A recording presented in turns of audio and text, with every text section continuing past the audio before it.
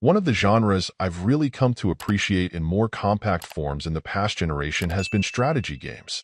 While traditionally you'd think of more grand world-building titles like Civilization or SimCity, or more on the tactical side of things with the likes of XCOM, smaller strategy has continued to make strides in becoming more refined and common.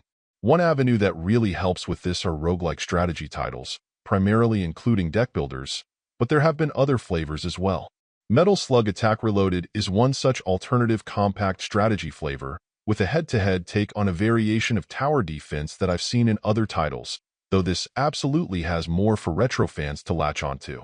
With characters, vehicles, weapons, and environments ripped directly from the classic Metal Slug arcade series, you can't accuse it of lacking in personality or flavor. Indeed, the graphics, music, and sound effects quickly and easily tap into fond retro memories. It's just where the gameplay is concerned that things aren't quite as rosy. What's disappointing is that for a while the game gets off to a promising start. You and your enemy are on either side of the screen, and you'll need to accumulate currency that will then let you select which units to throw into battle, with the goal of overwhelming your enemy and destroying their base before they manage to do the same to you. But once you get past that honeymoon phase, what may have a lot to do with the game's original mobile free-to-play with microtransaction routes begin to show.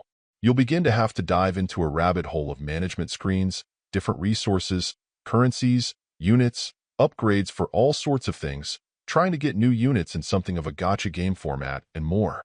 Worse, while you may have felt at least mildly competent in completing some stages, you'll pretty suddenly hit a wall, and pretty hard at that.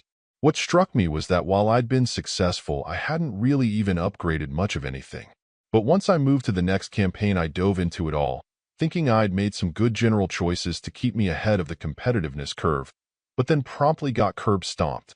Thinking I'd missed something, I did something else for a bit, came back, tried to rearrange some things to improve my viability, and still got wrecked pretty hard.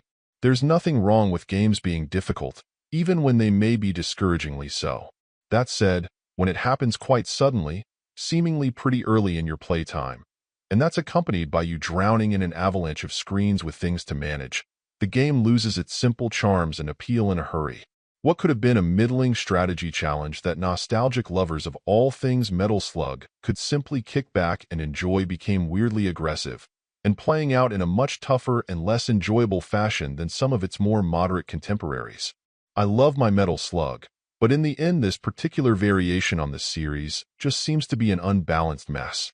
Overall, my final score for the game ended up being a 6.2.